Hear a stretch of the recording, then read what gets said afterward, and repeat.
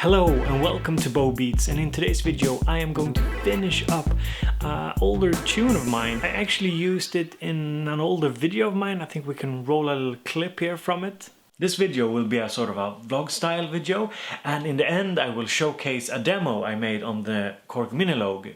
It will be sort of a 80s feelish electronic ambient sort of stuff, you know? Stay tuned if you don't know. Basically was a demo tune for the Minilogue that I got sitting over there, and I thought it turned out pretty well, but I kind of forgot about it, and I'm trying to finish up as much music as possible. I think I went from like 500 demo tracks to about 130 tracks from the last 2 years that I think have some kind of potential, and of those 130 tracks I'll probably end up releasing like 20 or something, but I'm really trying to focus and trying to release more music. And when you're watching this, the song should be available on my Bandcamp as well as to all patrons over on patreon.com/BoBeats. So let's take a look at the track, shall we?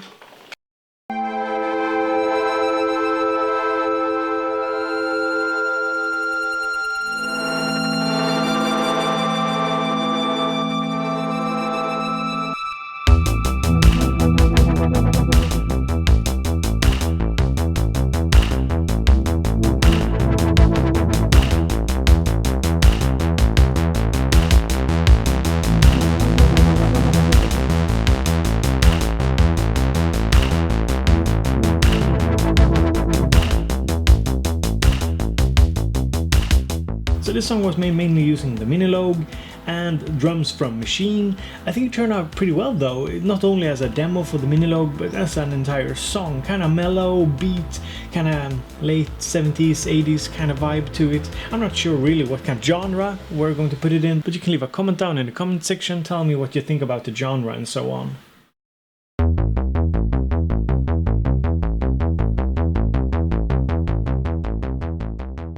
The sound that stands out the most to me in this track is the bass line. The bass line is of course from the Minilogue, and you can hear I do a little bit of filter sweeping, and in the final mix I also applied chorus to the sound, so it becomes more noticeable when I do the filter sweeps.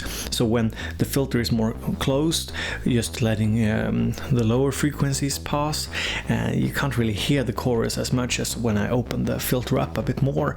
So that's something I enjoy doing, trying to fatten up the sound using chorus, and I used the guitar rig from Native Instruments.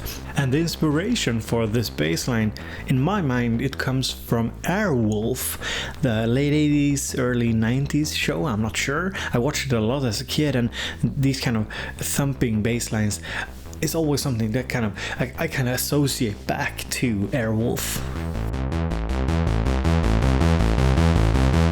So what was the mixing process like? Well, let me try and summarize it. I think that less is more. I do apply EQ and some compression to pretty much every track. The main thing here is I try to take away rather than add, and making sure that stuff doesn't collide too much. For example, the kick drum and bass line shouldn't collide. These are pretty fairly straightforward tips and tricks. I of course apply reverb and delay to some sounds just to widen the soundscape a little bit, especially since the Minilogue, which I used for the most part, is mono. I also did one thing that I think is a really good technique. That is volume automation instead of relying on compression.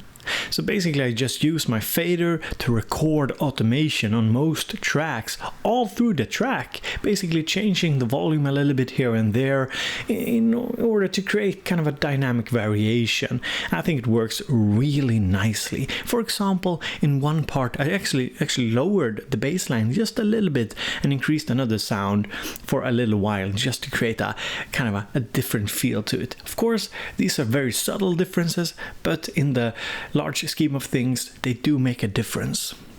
And what about the mastering process? Well, in order to understand that, we need to have a little sip of the coffee, because it's kind of the secret weapon to any successful mastering process. So I've said it before and I'll say it again. I don't really think you should focus too much on the mastering unless you're reaching a really large audience, or if you're pressing a vinyl or doing a physical CD or something. And if you're doing those things, maybe you should consider hiring somebody to do the job, because I mean, look at my studio.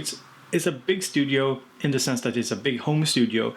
It got some acoustic treatment and it got decent speakers for a home studio kind of creative environment, but it's really not a environment for doing final mixes and doing good mastering. So while I think it's a good idea to do your best and to learn and to really try and make the best kind of product you can do, don't overthink it, don't overdo it, don't add too much to the mastering process. Keep it kind of slimmed down in order to focus on other things. For me, the mastering process is not that super important. I try to do a decent mix, and then I use a pretty boring, straightforward approach to mastering just to get tracks out there. I'm more interested about sharing my music and sharing my passion than having the perfect master, because I can't really do it from home. And if I want a really good master, I would pay someone to do it. Well, I once had a track mastered at the Polar Studios in Stockholm, and of course there was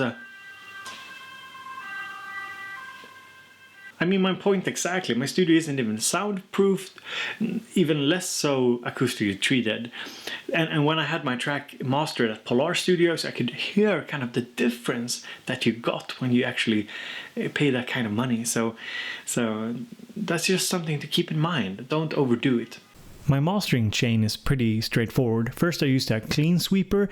It cuts everything below 20 Hz and everything above 22,000 Hz. I can't really pronounce that. And then I just used the frequency. It's a new EQ from Steinberg. I increase a little bit of the bass frequencies. I cut some stuff that I didn't like. And I do a high shelf EQ to increase the high frequencies. And then I use a multiband compressor, and all these plugins are the ones that come with Cubase 9 Pro, except for the clean sweep. And as you can see here, there's a fair bit of multiband compression going on here, especially on the high mids. And then I use a maximizer to boost the volume and a brick wall limiter just to keeping everything in check. So this was kind of a new style of videos that I want to do here on the channel. I really want to show my process more. I want to share my music more. So if you like these types of videos, just leave a thumbs up so I know that you like them. And feel free to leave comments if there's anything else you want me to cover here on the channel. So this was Bo from BoBeats, a channel about music production, synthesizers, and a bit of cringy jokes, and some coffee. This is another mug, not the one I drank from before. So you can download this tune from Bandcamp, or if you're a patron over on patreon.com/BoBeats, this tune should be available for you right now. So thank you so much for watching, and I hope to see you in the next video. Thank you.